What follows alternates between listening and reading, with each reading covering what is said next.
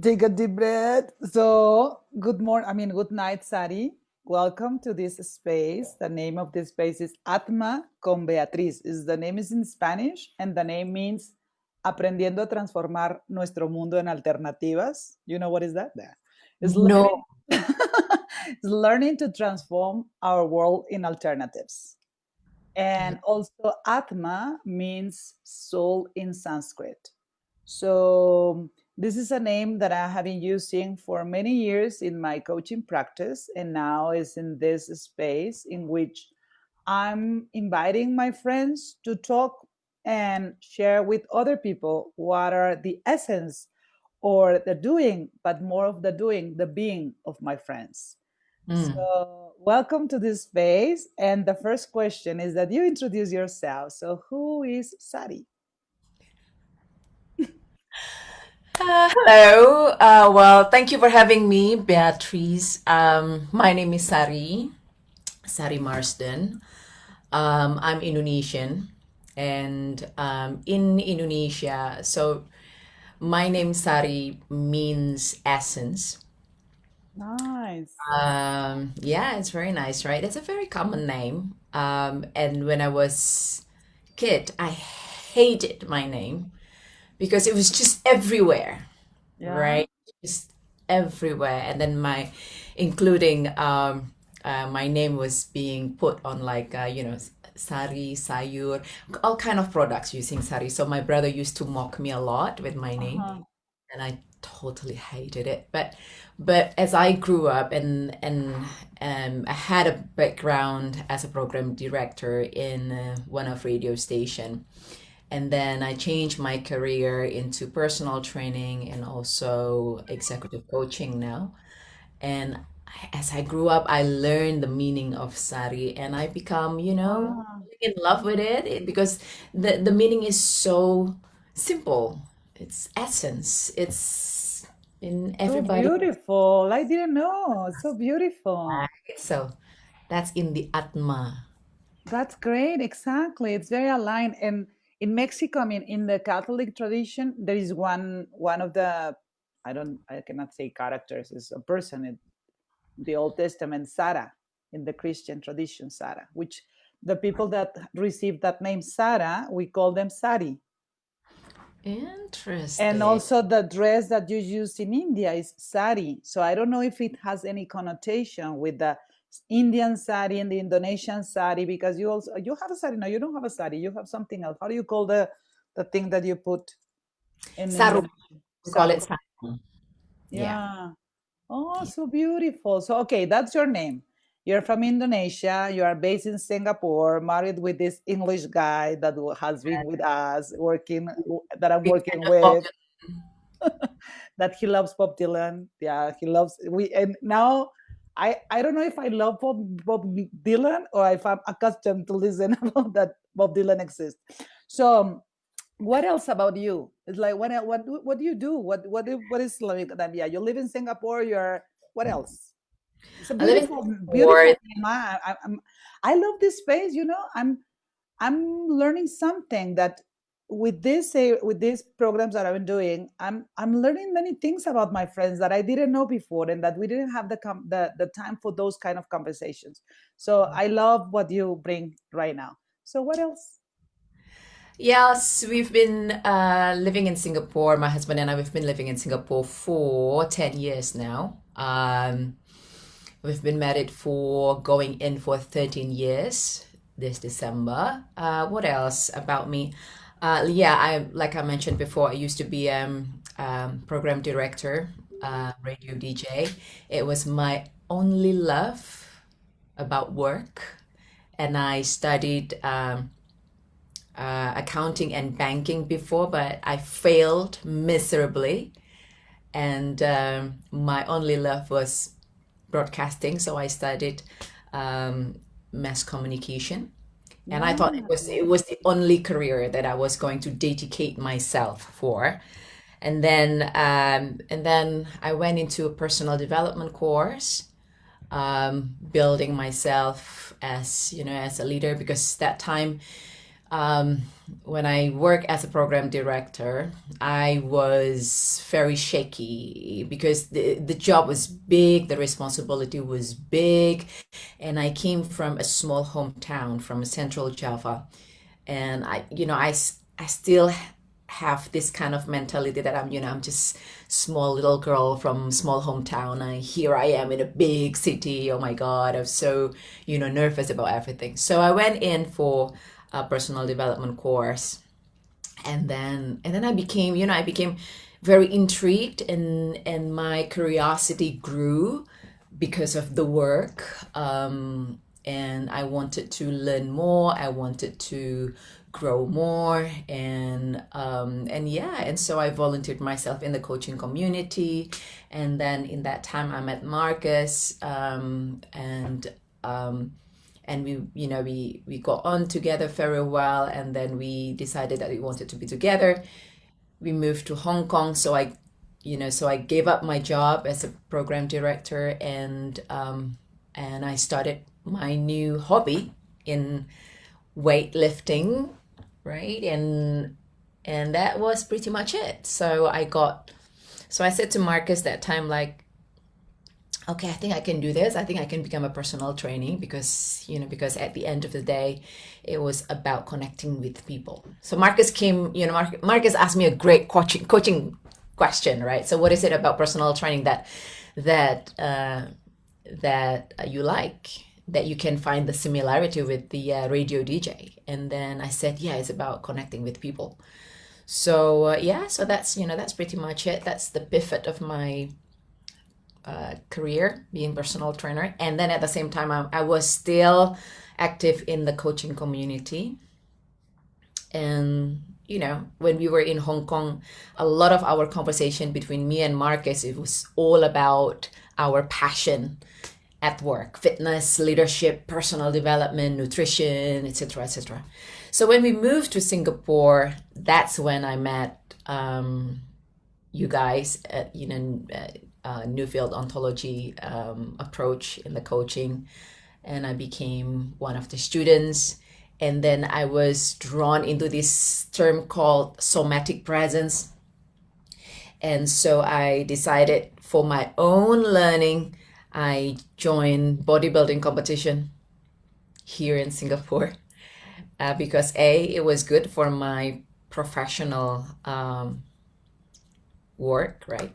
But it was also great for my own learning, because the world of bodybuilding, when you are on the stage, it really intriguing. This is the world where the words become powerless. Like, you stand on the stage, In oh silence. my, in silence, right? Yeah, you have a great physique, but then you can't justify who you are, and hey, this is what I'm doing, right? You just can't. You just cannot tell the audience. You cannot tell the judge why you are here. No speech. Words are not necessarily powerful right there. All you've got is your body. And within 1 minute, you gotta pose. And within that pose, I was super intrigued. How come some of the bodybuilders, they were so elegant, and in the way they bring their body, and then some of them not, although they do have a same physical quality. And that's how I was drawn into this world called presence. I said to myself, you know what, I want to learn this, this thing, uh, because A, I want to learn professionally, and then B, I also want to learn this somatic practices, right? Especially the openness. So yeah, and I remember the very first day I stood on the stage. When you're on the stage in this sports bodybuilding, you cannot see people because the spotlights is very strong on you. Your body my body definitely was in dehydration mode, because we got to show up lean, ripped, that kind of condition, on certain condition. But we got to stay focused as well. And I remember that day, Beatrice, I was so shaky. It's just like in the opening position. Uh-huh. And it was the most powerful moment to me on the stage. 1 minute, Wow. can't say anything, and allowing people to judge me, right? Allowing all And you kind were of like yeah. in the floor. The thing that I didn't prepare was I was good at it, and I got position, and I got medal, and yeah, and I won a gold medal for a team here in Singapore. I represented Singapore for international competition. Yeah, it You was you won the goal, right? yes. Yeah. Yes, I won the gold. I won national championship. I went to international competition as well. So tell me something. When was that? 2012, 2013, 2012, 11? So I competed between 2012 to 2014. Okay. I met you the first time I met Mark uh, in the United States in 2011. And Mm. he invited me to go. And I remember perfectly the moment I met you in Marina Sands Bay in the Fullerton Hotel in this side. We were Yes. having lunch and we were with Tini and Jolene, and it was like lunch that, hi, nice to meet you. Yes, bye, So that was in 2012. And I do remember in those days you were already you were already coach because you were part of the first batch in the program in Singapore. Mm. And the first time I went to Singapore, I just went to help in sales. And I was going to do short uh, workshops in Hong Kong, Jakarta, and Singapore. I was Mm. not part of the program yet. I was not part of the trainers in the coaching program. Yeah. And I do remember you showed me that photo. That's why I remember that you were like, and that you, yeah, like, you see that? Can you show us, please? It's amazing. I mean, this is a great way of about the body, right? It's just from here I look really really small, but then when I expand, like, whoa, okay, Yeah, I'm gonna yes, like the back is like expanding. If the body is like you're like a super like this, it's very yeah. strong, amazing. I have seen your videos in your Instagram. I mean, guys, if whoever is listening this, Sari's what, how do you say your Instagram? I will put it also. I will put the link, but how you say it? Seriously, it's Sari and Marcus. Sarius. Sarius. Ah, I didn't know it was that. So, yeah, it's amazing what it took you there. And I didn't know that you start with the weightlifting in Hong Kong when you were living there before Singapore. And then when you came to Singapore, you continue with that. But how do you start being aware of the body? And as you said, the body authenticity is just a name, but also is how you have been using that, because right now is you're a coach, you're an executive coach, you are a night trainer, and you are doing a lot of things with the somatics, and also you sings beautifully. I don't know if you want to sing here, but she also sings super cool. I didn't know that you were in this mass radio thing, that also your passion for music, maybe not for Bob Dylan, but for music in general. It's amazing, and the voice that you have when you talk, the tone, the pace, and when you sing, it's super cool. But maybe we won't talk about that now. But how you will use in your body and the consciousness and the awareness that you have of your body, how that passion is started. Then we will go to how you use it with everyone else. But how you started like being conscious of it. I think it started definitely when I worked out in the gym. Back then, what, 2007? That's when I started going to the gym serious with my workout. So it was Before not when you were 10 years old. You didn't start it when you were no, no. no. And So I just somebody told me that you used to smoke. I didn't know that. I just hope that my mom won't see this. Yes, yeah. Sorry. Okay. No, it's another person. No, it's fine. It's fine. It's fine. Yes, I used to be a smoker. I used to just really, it's just, I had no interest with fitness whatsoever because I felt fine. Okay, I felt fine. There was no problem at all with my body. I didn't have any obesity issue. I didn't have any, diabetes or illnesses. And I was just fine, or I thought I was fine. And then because Marcus started this lifestyle, changing his behavior around wellness and fit, and he became so fit. He started. I And thought that started, you started and you bring him. Wow, nice, huh? he started it because yeah, life is an enrollment game, right? So for him, when he showed up with the it's just like the conversation on around dinner time suddenly became different. He Hmm. talked about weight, he talked about cardio, he talked about all kind of exercises that I didn't understand at all. I didn't have distinction. There you go. I didn't have distinction, and I didn't like it. I didn't like being left behind, my emotional state that time. So you know what? I'm just gonna hire personal trainer, and then I went for it. And the very first goal that I had with me was I want to lose weight. And make no mistake, Beatrice, I didn't have a problem with weight loss whatsoever. Okay, I was just like, yeah, okay, I just want to lose 3 kg, and I was super stressed about it. Now, if I rewind my own conversation, I look at myself like, oh my God, why are you so bothered with this 3 kg weight? Yeah, it's not 23, it's just three. No, it is. It's like, oh my God, why did I do that? Anyway, Yeah. so and then my trainer introduced me to the weightlifting and stuff, and I had this typical conversation. I don't want to be bulky. I don't want to grow muscle, etc., etc. Right? But as but 3 months going in the journey, I noticed that I much more confident. I noticed that my shape different. I noticed there's emotional feeling or emotional state of feeling powerful, like Mm. accomplishment and sense of pride. So that was kind of experience that I was looking forward to by the end of the workout. So I was not feeling punished, I wasn't feeling overwhelmed or burnout, but I felt win towards the end of my workout. And that was purely from weight training.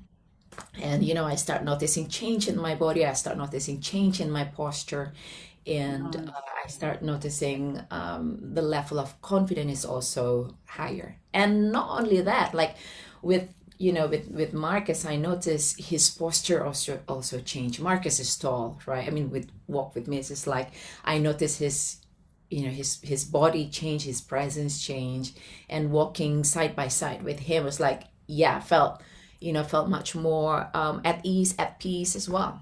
So that's how I started. I felt the difference, and of course, I want to um, push my capacity. How can I um, bring others as well into this wellness, Yeah, fitness, etc. So that's that's how I amazing. So you started like that, and then once, I mean, when did you start? Because you did this coaching program first, and you were from this bodybuilding competition internationally and everything. And then Mhm. how do you move uh, towards to put all that knowledge and expertise in the service of all your clients? It was something that was natural, or it was something that was like, aha, I can do this. How you start with that?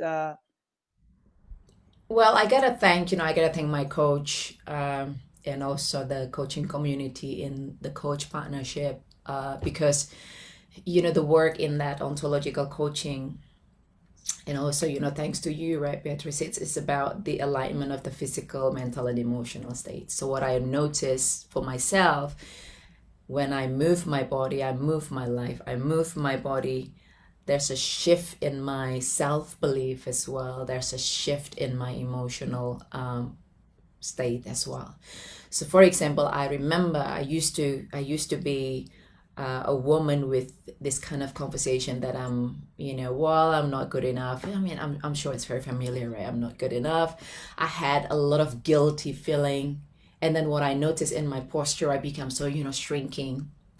And then as I with the coaching from the ontological approach, and also the practice in the bodybuilding discipline that time, I realized that in my body, when I shift into the openness and the stability, then there's a change in, there's a voice in my head that, yeah, I'm enough, and there's more of this too. And then in the emotional space, I felt much more at peace. There's an acceptance, and also there's ambition too. So it's Mm. fixing that way.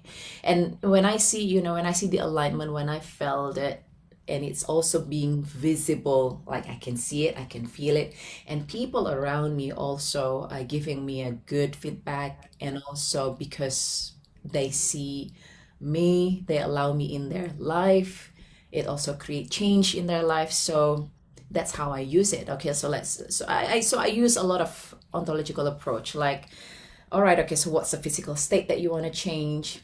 And then what experience that you willing to create? So let's say we work for the 6 months period of time. And what kind of conversation or self-belief that you want to challenge yourself. So I use that circle. I use the Ah, ontological model a lot with my client.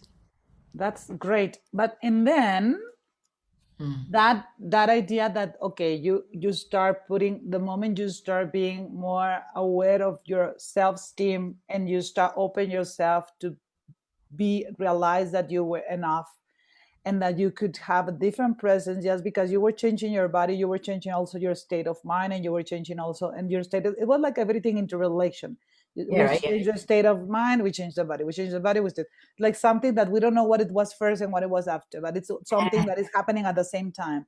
Mm-mm. How the book started. Fit to Lead is a book that has been in so many places now, conferences, international conferences, in programs, in radio, in TV, in everything. Yeah, Fit to Lead. Yeah.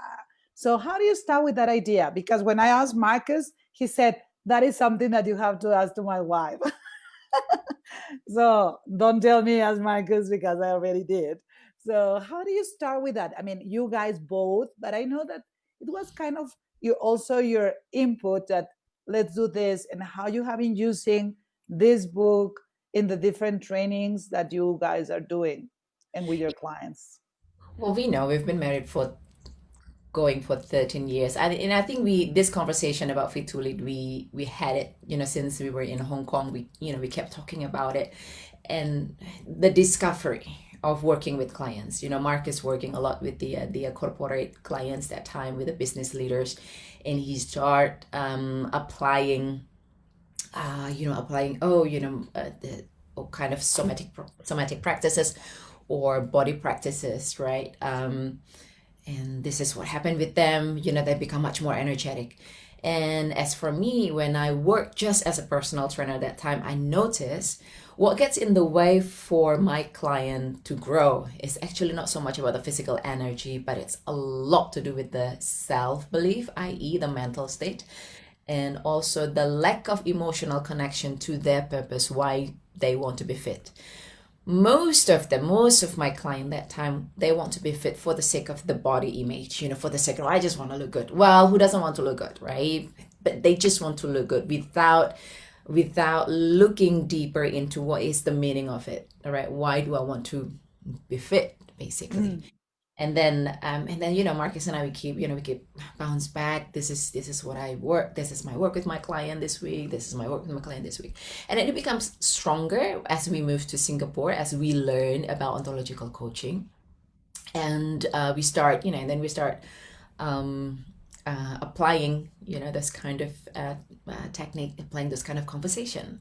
So Marcus adding on nutrition and also somatic practices, because Marcus is also a certified nutrition coach with Precision Nutrition, and I start my client having a deeper conversation, have a broader conversation about what does fitness means to you. Okay, why is it important for you? What is the fire of it? And it Mhm. became a much more compelling game.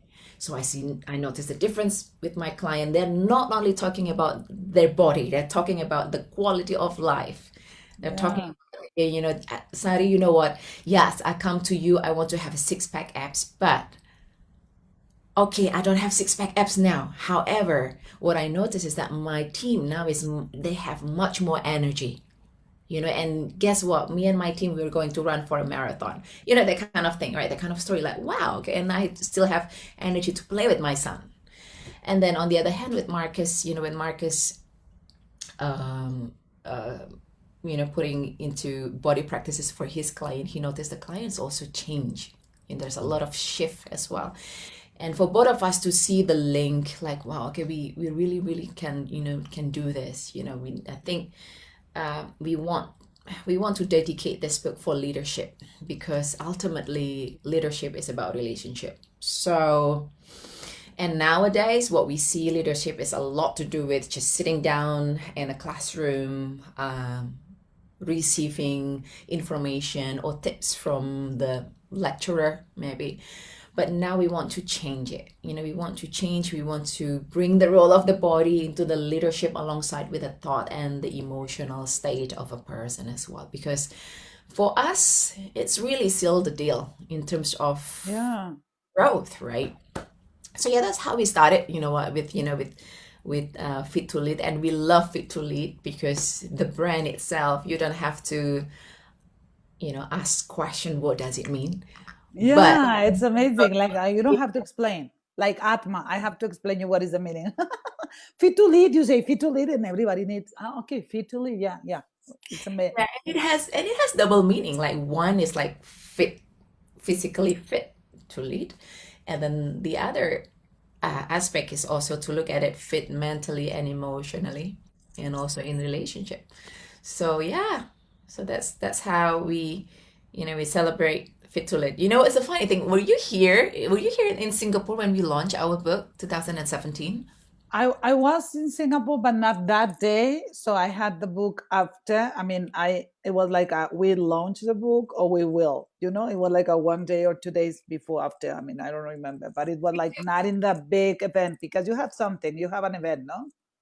I was Yeah, we did launching with yeah. friends and community, and what we told them, it was so funny because you know we don't have kids, but okay, when you're married and then you're passionate about your work, you want to write a book together. So there were times when we just disagree.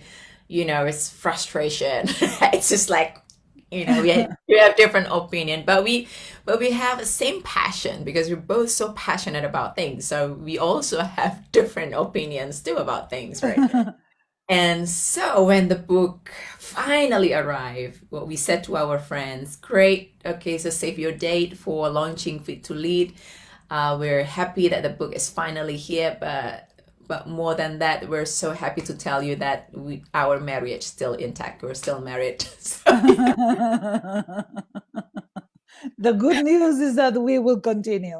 yes, yes, The and good we're news is still that married. we But can say and our we're book. still, yeah, and we're still married. Yeah, and we will say our book. Not we don't have to split. Oh my God, I can see. Yeah, I was in your house. I stay in your house when you guys were starting writing, or some chapters where like you were like writing something, and then you were going for a review like that before the book was launched. And yeah, I have been like a part of the process in the sense that I have seen that part of the process and how much passion you have been putting on that. And also I have followed the different places that you have been this you have gotten these many interviews about the book in Singapore, TV, radio, this, that, and different international conferences that Sari fit to lead, and then the red shoes, because the red shoes are part of the Yes, very yes. important. So, and now is any program that you are using that, or you introduce the book in the programs that you have already, or is something that you are developing to serve some clients with that structure? Well, we've run since Fit to Lead book launch, we've worked with the corporation. So they want to I have a workshop about Fit to Lead. We have um, workshop open for public as well in 2018. Mm. Uh, we also have She's Fit to Lead. Okay, so as the result of that book, She's Fit to Lead workshop, and also She's Fit to Lead for corporate. So in fact, last no this week, I went into a company here in Singapore, and I work with women in engineer to build the leadership presence, and by using the Fit to Lead methodology, using the 5 pillars of performance, which is physical state, mental state, emotional state, practices, and also support. So training and coaching, Fit to Lead.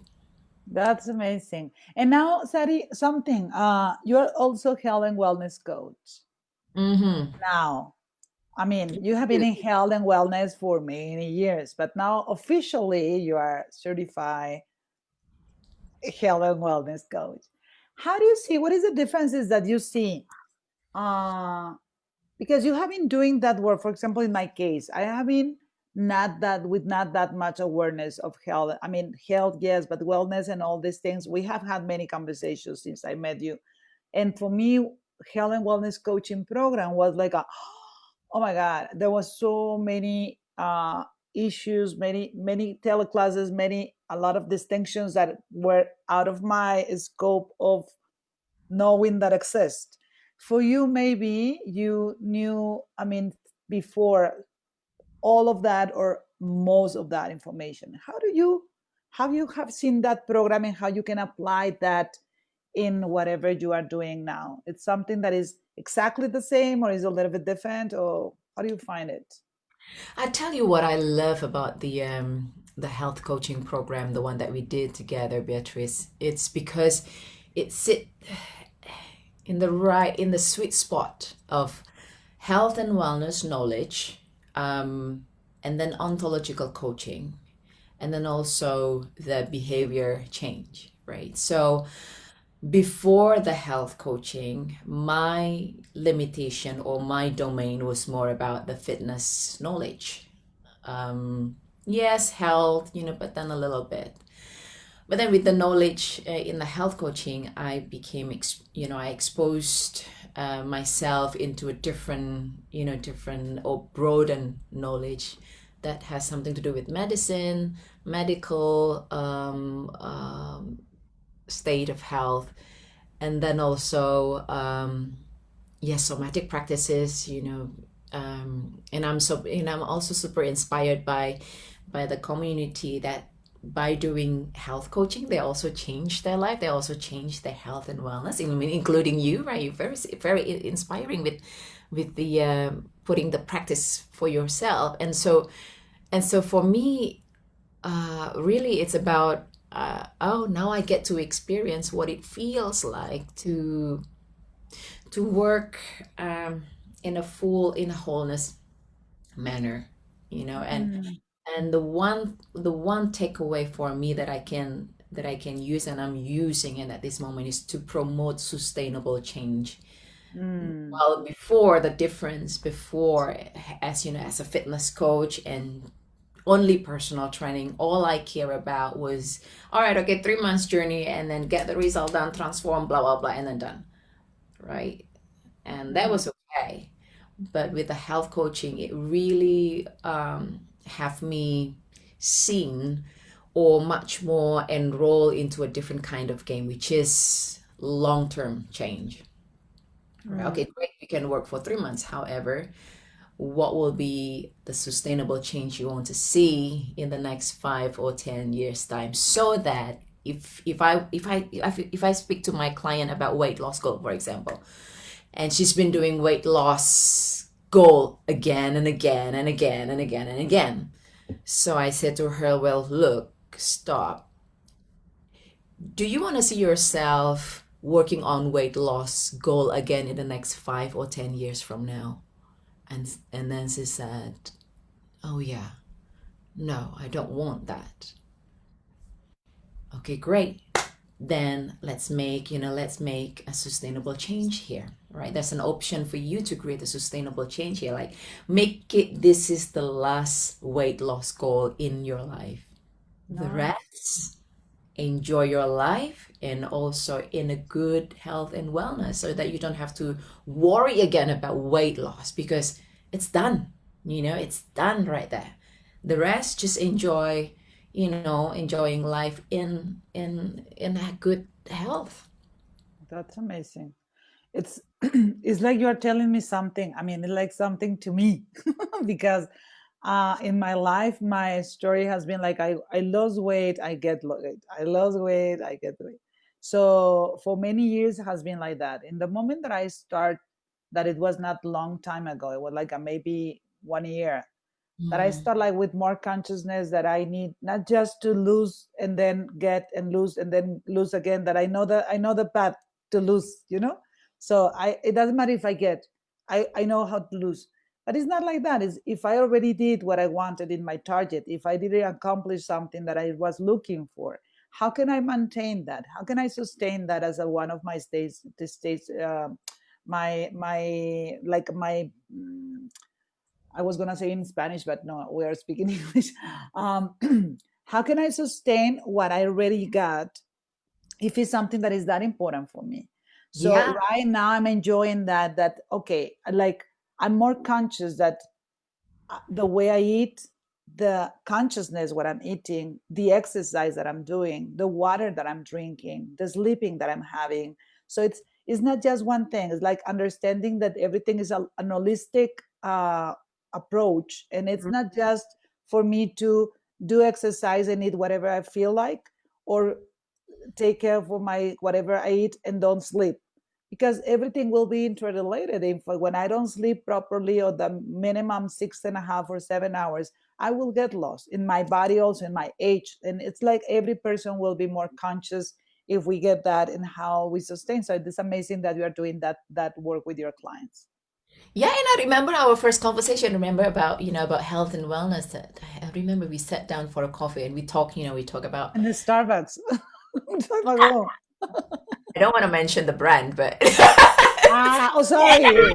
It's okay. It's my place. I was like one coffee I just place. remember, One and coffee place in Singapore, and you were telling me you have to eat this and the protein, and you remember? yeah, I remember. And do you remember that conversation? And now, I mean, hearing from you, like, yeah, that's I think that's what sustainable is all about. Like putting what works for you, Beatrice, is just I sense it that you put a lot of habit, right, movement habit into your day, and then taking care of yourself too, with your food. Yeah. Yeah, it's the Helen coaching program. And I mean, as you say, the community also, the conversations that we have, the teleclasses, the spaces, but it's like people like you and the work that you do and the inspiration that, because you are not just what you say, is as you when you were in the, as you say, in the this scenario with all the light, people can see you when you walk. I mean, your body talks, and your it's that this body is very authentic. It's very authentic that you exercise, that you take care of yourself. So when you have your clients, it's like, imagine if I'm super fat and I want to be a health coach. It's quite difficult that people will say, health coach, how come? We have this idea that people, if we don't have the proper presence or the right habits, we cannot talk about the real things that we could talk about. But it's much easier when you are doing the things on your own first, and then you start helping others. It's like the oxygen that you get in the plane. It's the first time you get all the help that you need from the universe yourself. And when you are in your center, it's much easier to start helping everyone else or start talking with everyone Mm, else. So, yeah. Sari, with the people that maybe are listening now or later, what you can tell them so we can start closing this space and you go to sleep, because I know it's late in Singapore. So, and I know you're not a night person, so don't worry. We are not going to stay here forever. For you, Beatrice, like for you, definitely, I'm here. Thank you. What you can, I mean, what you can um, I don't know if it's an advice, but what you can tell, because you have been telling already many things that people will get a lot of inspiration and ideas, and you are one of the mentor coaches in the coaching program, and you are doing now the part of the somatics with the conferences that are in. But it's a lot of people that is not just in the coaching community; it's people that is out of the coaching community, and what you can tell them about the body authenticity and the fitness and the wellness and all the concepts and things that you just not work with, but you live with, that you have them, integrate them in your life. Tell me. So for me, what I'm going to share with you is shifting from building an image into a building authenticity in the body. So if you want to work on just the image, yeah, it's more like an external form. Okay, I want to have a nice arm, you know, tone abs. That's fine. No issue at all with that. That's, you know, that's great. But there's another option that is working with the authenticity of the body as well. That is the work from the inside to outside, the physical, mental, and emotional. Working just on the image of the body, meaning it's a lot to do with what I want to project to the world, but there are work about what I don't want the world to see in me. But in the authenticity, if you work fitness in the, you know, creating the authenticity in the body, it's a lot to do with I want to express myself, so I'm using this physical state really to express, right? Really to, you know, just focusing out and not about hiding myself from the world. And it requires a lot of self-acceptance as well, in a manner that, okay, this is what I think of myself, what I think that I'm capable of, and there is more of that capacity as well. I can expand myself. So image is more like contracting over here, but then authenticity is like, yeah, contract and then expand, contract and then expand. And for me, body image a lot to do with showing off. It's like, yes, of course, it's fun to show off, right? Yeah, like that. I've been there and I've done that. But then there's, when we talk about sustainability, it's more about showing up. So what is it that, you know, what does it mean being fit for me? For me, my fire is about, yeah, in my relationship with Marcus. Marcus, you know, Marcus is my family. And, you know, the work that we do together is very important. So therefore we got to be fit, right? And that's, you know, and that's inspiring enough for me to keep going right there. See, when I work with women, especially in the domain of the body image, how to intervene that, I notice that their conversation about the body is that they hate their body, and they look at their body as like an enemy. And then for them to see the body authenticity as body, your body is your ally, your body is your friend, your body is your best friend, Mm. your body is an athlete. So how are you going to have a healthy relationship with your body? So that's, you know, that's much more grounded conversation. And I acknowledge, I appreciate that the fitness industry nowadays, it seems showing a lot of the physical aesthetic of what fit looks like. I appreciate that. I acknowledge that. So which is why for me, when I work with my client, as much as possible, I promote the benefit of fitness beyond the physical benefit. So with that in mind, I know it's great concept. However, let me leave you with this mantra, which I'm sure Marcus talked about this. This is start now, start small. No. Isn't great? Yay! I can take this. Of course you can take it. it's it's Yeah, and if he take it, it's okay. You can take it with your voice. Is very different. It's another personality. It's more. you It's know more. this so this mantra works for whether you want to build confidence, whether you want to build the What is the mantra? I will write it down also. start now, start small. Start now. Start small. Start small. Yes, some Ba- people hate Baby steps. Baby steps at a time. Exactly. But some people hate to see or resist the word now. They will always find an excuse to start it. You know what? I'm just going to do my training when I have the perfect trainer. When I found the right time. No, it's not the right time. Or people also Yeah, resist. I found those many excuses that no, I can't because the because is not that it's like It's not the right time, right? yeah. And there are people also who resist the word small. They want to start something big. So both of those paths will only lead into overwhelming feeling or burnout. So for the sake of sustainable change, then consider to start now and start small, bit by bit, bit by bit. Keep on going. Success by repetition. That's amazing. I will use the mantra with my team also. Start now, start small. So, Sari, Beatriz! essence. Now I will call you my dear essence, my dear Sari. Thank you Yeah. very much for this space. I mean, I love to talk with you, and I learn from you, and I learn with you, and it's very a lot of inspiration that, and I do remember many of our conversations. And when you also, I want to see you in Singapore now next year, maybe on May, if it's possible to start traveling or whenever is that day, and you will measure me again the way you measure my fat. We were checking, you remember? It's okay. I'm exposed myself. So you will see how much weight I have lost when you see me. I'm Oh, super you're proud amazing. that You're amazing. I'm going in that sustainability that you were talking about. So thank you very much for this space. You are welcome anytime.